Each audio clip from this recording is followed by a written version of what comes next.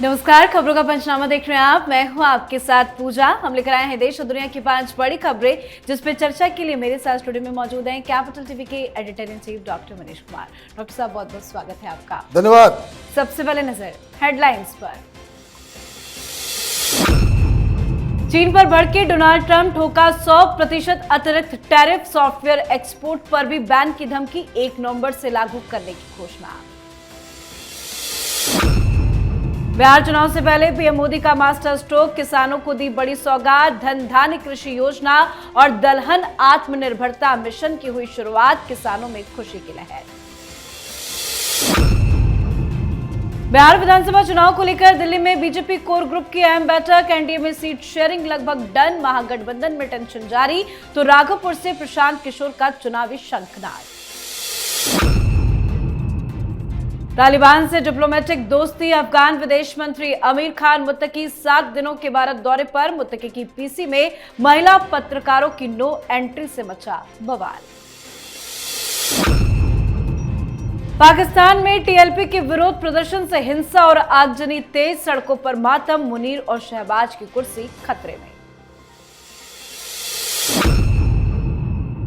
खबरों की शुरुआत में सबसे पहले बात अमेरिका चीन टैरिफ वॉर की। अमेरिका और चीन के बीच में टैरिफ वॉर बढ़ता दिखाई दे रहा है। अमेरिकी राष्ट्रपति डोनाल्ड ट्रंप ने 1 नवंबर 2025 से चीन से अमेरिका बाजारों में आने वाले सभी सामानों पर 100% टैरिफ लगाने का ऐलान किया है। यानी जो टैक्स पहले से लगाया जा रहा है उसके ऊपर अब और 100% टैक्स। इस तरह चीन पर अब कुल मिलाकर 130% टैरिफ हो गया है। साथ ही ट्रंप ने 1 नवंबर से सभी अहम सॉफ्टवेयर के निर्यात पर भी कंट्रोल करने की बात कही है। दरअसल चीन ने 9 अक्टूबर को रेयर अर्थ मटेरियल पर निर्यात को और कड़ा कर दिया था, जिसके जवाब में डोनाल्ड ट्रंप ने नए टैरिफ लगाने की बात कही है। ट्रंप का यह फैसला क्या चीन के लिए खतरे की घंटी है? बिल्कुल खतरे की घंटी भी है और बहुत बड़ा नुकसान भी चीन को हो सकता है। नुकसान अमेरिका को भी होगा, लेकिन उस नुकसान की भरपाई डोनाल्ड ट्रंप कैसे करेंगे, क्योंकि चीजें चीन की बहुत ज्यादा अमेरिकन मार्केट्स में हैं और चीजें महंगी होगी तो जनता को इसका असर पता चलेगा, और चीजें महंगी होगी तो वो पॉलिटिकली कितना ज़्यादा ट्रंप के लिए मुश्किलों भरा होगा, ये आगे आने वाले समय में होगा। लेकिन सवाल ये कि अचानक से क्या हो गया ट्रंप साहब को। तो ट्रंप साहब ने अपने ट्रुथ सोशल के ऊपर उन्होंने जानकारी दी कि उनको अचानक से मालूम चला कि रेयर अर्थ को लेकर के पूरी दुनिया में वो कंट्रोल करने की कोशिश में लगा हुआ है चीन। और जब इनको ये मालूम चला कि ये इस तरह का काम अगर चीन कर रहा है तब तो उसके ऊपर कार्रवाई होनी चाहिए। पूरी दुनिया को इससे परेशानी होगी। तो उन्होंने अपने सोशल मीडिया के हैंडल पे लिखा कि मैं दुनिया की तो बात नहीं कर सकता, मैं अपनी बात कर सकता हूँ। मैंने जो है 100% लगा दिया टैरिफ। अब दिक्कत क्या है कि चीन ने अभी तक इसके ऊपर कोई रिएक्शन नहीं दिया है। पिछली बार धमकियां दी जा रही थी जब चीन को, तो चीन की तरफ से बराबर वापस धमकी जो है अमेरिका को भी दिया गया। अब देखना यह है कि चीन की तरफ से क्या कार्रवाई की जाती है। जैसे हिंदुस्तान ने टैकल किया कि हिंदुस्तान के ऊपर 50% टैरिफ लगाया गया, हमने कुछ नहीं कहा। अच्छा ठीक है भाई, लगा लीजिए, आपका देश है, आपका सामान, आपकी चीज़ें, आपने तय कर लिया। लेकिन डिप्लोमेटिकली हमने कुछ ऐसा काम किया कि डोनाल्ड ट्रंप को घुटने टेकने पड़े और अब निगोशिएट करना पड़ा। तो ये मुझे लग रहा है कि फिर से डोनाल्ड ट्रंप चीन के ऊपर एक दबाव देने की कोशिश कर रहे हैं। बाद में इस पर निगोशिएशन भी होगा और उसके बाद जो कुछ भी फैसला होगा, आइदर दोनों ही देश एक दूसरे के खिलाफ लड़ पड़ेंगे, एक टैरिफ वॉर शुरू हो जाएगा, एक इकोनॉमिक वॉर शुरू हो जाएगा, या फिर दोनों ही दो कदम पीछे हटकर कोई सॉल्यूशन निकालेंगे। अब बात बिहार चुनाव से पहले पीएम मोदी की एक और मास्टर स्ट्रोक की। प्रधानमंत्री नरेंद्र मोदी ने किसानों के लिए 2 बड़ी महत्वाकांक्षी योजनाओं की शुरुआत की है।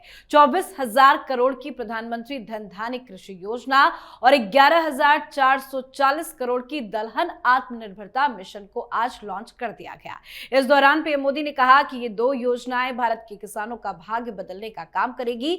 साथ ही केंद्र सरकार की प्रमुख योजना प्रधानमंत्री किसान सम्मान निधि के तहत किसानों को जल्द जल्द ही 21वीं किस्त भी जारी कर दी जाएगी। सर, बिहार में चुनाव है और आज से 2 प्रमुख योजनाओं की शुरुआत हुई है। क्या इसका फायदा बिहार चुनाव में देखने को मिलेगा? देखिए, चीख निकल रही है विपक्षी पार्टियों की।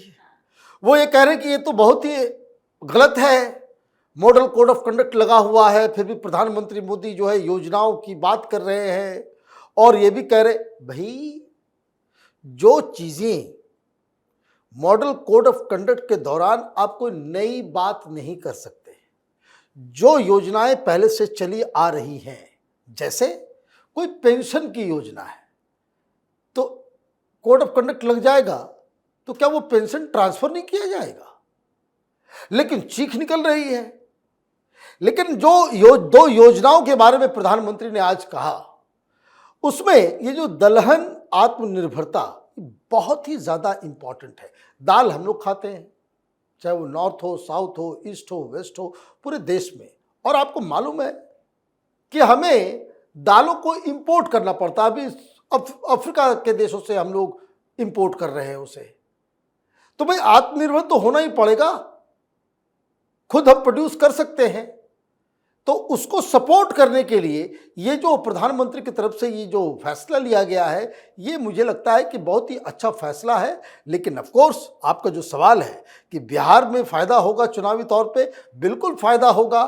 इन लोगों ने तो इतने तिजोरियों को खोल दिया है कि विपक्ष के पास समझ भी नहीं आ रहा है कि इसका क्या काट दिया जाए। तेजस्वी यादव जो है वो अचानक से कह देते हैं कि भाई 2 करोड़ नौकरी जो है हम बिहार में दे देंगे। कहाँ से दे पाएंगे, कैसे दे पाएंगे, कोई कुछ नहीं।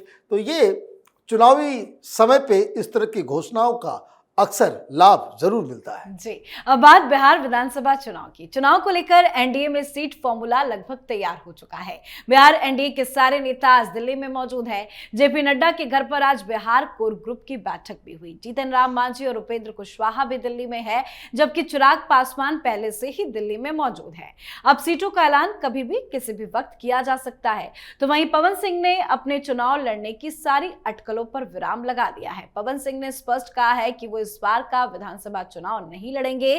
साथ ही उन्होंने ये भी कहा है कि वो पार्टी के एक सच्चे सिपाही है और हमेशा रहेंगे। तो दूसरी तरफ महागठबंधन में तकरार जो है वो चरम पर है। कांग्रेस आरजेडी में बात नहीं बन पा रही है। इसी बीच प्रशांत किशोर ने फिर से बड़ा संकेत दे दिया। उन्होंने कहा कि वो राघोपुर सीट से चुनाव लड़ सकते हैं। प्रशांत किशोर ने अपने बयान में तेजस्वी यादव को चेतावनी देते हुए कहा कि अगर वो राघोपुर से चुनाव लड़ते हैं तो तेजस्वी को 2 सीटों से चुनाव लड़ना पड़ेगा। उन्होंने कहा कि तेजस्वी यादव का वही हश्र होगा जो राहुल गांधी को अमेठी में हुआ था।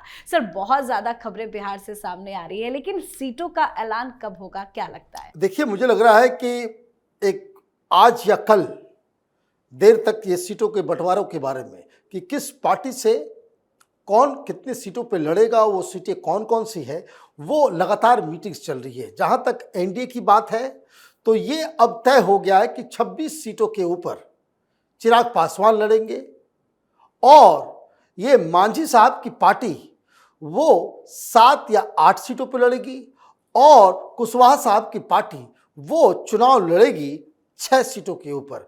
तो जहां से प्रॉब्लम शुरू हो रहा था वो प्रॉब्लम सॉल्व कर लिया गया है। तो एक तो बड़ी खबर ये आ गई कि एनडीए में अब सारी चीजें सेटल हो गई है। महागठबंधन की जहां तक बात है, जो खबर आ जा रही बड़ी डिस्टर्बिंग है कि कांग्रेस के नेताओं में और तेजस्वी यादव में तू मैं जैसी स्थिति आ गई। बहस हो गई इतना ज्यादा, दोनों एक दूसरे के बारे में ये जान रहे हैं। तेजस्वी को मालूम है कि बिना कांग्रेस के वो चुनाव नहीं जीत सकते और कांग्रेस पार्टी को ये मालूम है कि बिना हमारे तेजस्वी यादव मुख्यमंत्री नहीं बन सकते, इसलिए जितनी बड़ी डील हो सकती है वो डील करे। और सबसे बड़ी चीज कि इस पूरे प्रपंच से राहुल गांधी ने अपने आप को अलग कर लिया है।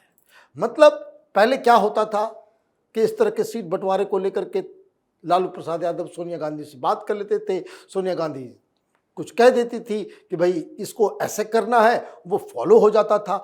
अभी क्या है, राहुल गांधी ने कहा कि हम इस चीज को डील, आप लोग अपने से डील करो, हमें रिजल्ट बताओ कि 70 सीटें मिल रही हैं या नहीं मिल रही है। तो ये मुझे लग रहा है कि एनडीए के महागठबंधन के अंदर एक प्रॉब्लम तो क्रिएट कर रहे हैं, वो 20 के नीचे नहीं जा रहे। वीआईपी वाले मुकेश सैनी, और उनको ऑफर किया जा रहा है 14 सीटें। अब 14 सीटें इधर लेंगे तो इससे बेहतर तो वो बीजेपी के पास चले जाएंगे, तो ये पलटू राम कभी भी पलट सकते हैं। तो ये मुझे लग रहा है कि महागठबंधन के अंदर अभी 1-2 दिन लगेगा। 13 तारीख का डेडलाइन दिया गया है कांग्रेस की तरफ से कि 13 तक इसको हम लोग शॉर्ट आउट कर लेंगे। तो इसमें महागठबंधन में अभी कुछ देरी लगी। जी, चलिए बढ़ते हैं आगे। अफगानिस्तान के विदेश मंत्री आमिर खान मुत्तकी 7 दिनों के भारत दौरे पर हैं। उन्होंने भारत के विदेश मंत्री एस जयशंकर से मुलाकात की। इसके बाद उन्होंने एक प्रेस कॉन्फ्रेंस आयोजित की जिसमें महिला पत्रकारों को शामिल होने की अनुमति नहीं दी गई। महिलाओं के बैन को लेकर जमकर बवाल हुआ। कांग्रेस के तमाम बड़े नेताओं ने सवाल दागे। हालांकि तालिबान की ओर से कहा गया कि जो कुछ भी हुआ वो अनजाने में हुआ और उनकी ऐसी कोई नीति नहीं है कि महिलाओं को नहीं बुलाया जाए। इस पर विदेश मंत्रालय की तरफ से पहले ही सफाई आ चुकी थी। विदेश मंत्रालय ने कहा था कि मुत्तकी की प्रेस कॉन्फ्रेंस में उसकी कोई भी भूमिका नहीं है। साथ ही मुत्तकी आज सहारनपुर के देवबंद भी पहुंचे थे। सर, क्यों प्रेस कॉन्फ्रेंस में महिलाओं को बैन किया गया? देखिए, तालिबानी सोच जो है वो देवबंदी सोच है। देवबंद आज गए वो, कब से मैं कहता हूं, वो कब से कई बार मैंने अपनी वीडियोस में कहा कि जो तालिबान है वो बेसिकली देवबंदी मुसलमान है, और देवबंद में जो मदरसे में पढ़ाया जाता है वही पढ़ के लोग तालिबानी बनते हैं। तो बात इसको एक जहन में रखिए कि बहुत सारे सेकुलरिज्म, ये मदनी वगैरह जो आते हैं, वक्त के ऊपर हंगामा सबसे ज़्यादा देवबंदी वाले ही कर रहे थे। तो ये एक हकीकत है, लोगों को आज पहली बार मालूम चला। भाई देवबंद क्यों गए? देवबंद इसलिए गए कि तालिबानी जो है वो देवबंदी मुसलमान है। तो पहली चीज़ तो ये। अब ये चीजें कहां से क्या हुई, अब विदेश मंत्रालय की तरफ से कह दिया गया कि हमें न जानकारी है, न ही हमारा रोल है। तो ये जो प्रेस कॉन्फ्रेंस हुआ, महिलाओं को इंटर नहीं करने दिया, ये किसी व्यक्ति का ये डिसीजन लग रहा है। कारण ये है क्योंकि अब जब मुत्तकी साहब सामने में आकर के वो कह रहे कि हमारी कोई नीति नहीं है, मतलब जब अगला प्रेस कॉन्फ्रेंस तो 7 दिन है ना, रोज प्रेस कॉन्फ्रेंस होगा, रोज प्रेस कॉन्फ्रेंस होगा। तो ये गलती एक ऐसी हुई है कुछ मैनेजर से, मैनेजमेंट से, वो मुझे लग रहा है कि ये एक ऐसा वाकया हो गया कि जो अब दोहराया नहीं जाएगा। अगले प्रेस कॉन्फ्रेंस में महिलाएं भी होगी, लेकिन बड़ा सवाल ये है कि अचानक से ये इतना बवाल मच गया कि भाई महिलाओं को क्यों रोका गया, महिलाओं को क्यों रोका गया। तो ये बवाल मचाने वालों को भी धन्यवाद देना चाहिए कि चलो भाई, आपकी वजह से ये गलती जो है वो तालिबान के विदेश मंत्री को भी समझ में आया और उसको जो है वो ठीक किया गया। राजनीति अगर इसके ऊपर होगी तो यकीन मानिए ये नुकसान विपक्षी पार्टियों को ही सबसे ज्यादा होने वाला है। जी, अब बात आज की आखिरी खबर की। पाकिस्तान के लाहौर में इस्लामिक संगठन तहरीक लब्बैक पाकिस्तान और पुलिस के बीच में हिंसक झड़पें थमने का नाम नहीं ले रही।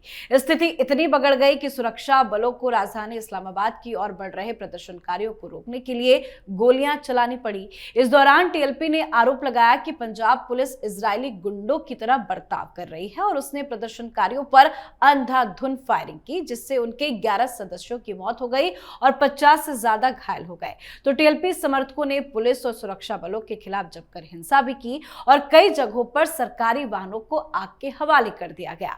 लाहौर और कराची में बड़ी संख्या में दुकानों और बैंकों में आग लगाई गई। प्रदर्शनकारियों ने सड़कों पर बैरिकेड्स लगाए और पुलिस को खदेड़ते हुए गाड़ियों को जला भी दिया। इस हिंसा ने न केवल सार्वजनिक संपत्ति को नुकसान पहुंचाया है, बल्कि शहरों की सुरक्षा स्थिति को भी गंभीर रूप से प्रभावित कर दिया है। ये विरोध प्रदर्शन शहबाज शरीफ और मुनीर की मुसीबत बढ़ाने वाला है। सर, अलग अलग जगहों पे ये प्रोटेस्ट हो रहा है, क्या ये आगे भी चलता रहेगा? देखिए, करीब 12 शहरों से खबर आ रही है हिंसा की, और टीएलपी वाले तहरीक लब्बैक पाकिस्तान ये कह रहे हैं कि हमारे 11 लोगों को मार दिया गया है, 50 से ज्यादा घायल है। और तस्वीरें जो आ रही है डिस्टर्बिंग है। वो आर्मी की तरफ से, पुलिस की तरफ से गोलियों की आवाज बिल्कुल साफ साफ सुनाई दे रही है। लोग गोली खा करके उनको हटाया जा रहा है, सिर पे गोली लगी हुई, इस तरह की तस्वीरें आ रही है। तो ये जो दावा टीएलपी की तरफ से किया जा रहा है कि बहुत ही बर्बरता पूर्वक तरीके से वहां भीड़ को कंट्रोल करने की कोशिश की जा रही है, गोलियां चलाई जा रही है, ये दावे सही है। नंबर 2, सवाल ये है कि क्यों हो रहा है। मैंने बहुत पहले कहा था कि ये पाकिस्तान के जो दोनों नमूने हैं, शहबाज शरीफ और मुनीर, ये जो लंच करके आए हैं व्हाइट हाउस में, ये बड़ा महंगा पड़ने वाला है। महंगा इसलिए पड़ने वाला है क्योंकि आप तो इजरायलियों के साथ खड़े हो गए, ईरान के खिलाफ खड़े हो गए, और आप काबुल पे जाकर के अटैक कर रहे हो, आप खैबर पख्तूनख्वा में मुसलमानों को मार रहे हो और एयर स्ट्राइक कर रहे हो। तो ये सारी चीजें एक के बाद एक जो घटनाएं जुड़ती चली जा रही है, और इन लोगों को मौका मिल गया। यह हार्डकोर इस्लामी विचारधारा को मानने वाले संगठन सब है, और अब आप एक स्टेट पॉलिसी बना रहे हो कि अमेरिका के साथ आप जा रहे हो। तो अमेरिका के साथ अगर आप जाओगे तो ये जो कट्टरपंथियों को जिनको आपने पाल रखा है वो तो विरोध पे आएंगे ही। और सबसे मजेदार बात, शहबाज शरीफ और मुनीर ये दोनों ही इस्लामाबाद से गायब हो गए, भाग गए, छिप गए हैं। इनका कोई पता ठिकाना मिल नहीं रहा। जी, बहुत बहुत धन्यवाद सर समझाने के लिए। धन्यवाद। तो खबरों का पंचनामा में आज के लिए फिलहाल इतना ही। देश विदेश की बाकी खबरों और उनके सटीक एनालिसिस के लिए देखते रहिए कैपिटल टीवी। हमें लाइक कीजिए, शेयर कीजिए और कैपिटल टीवी को सब्सक्राइब कीजिए। नमस्कार।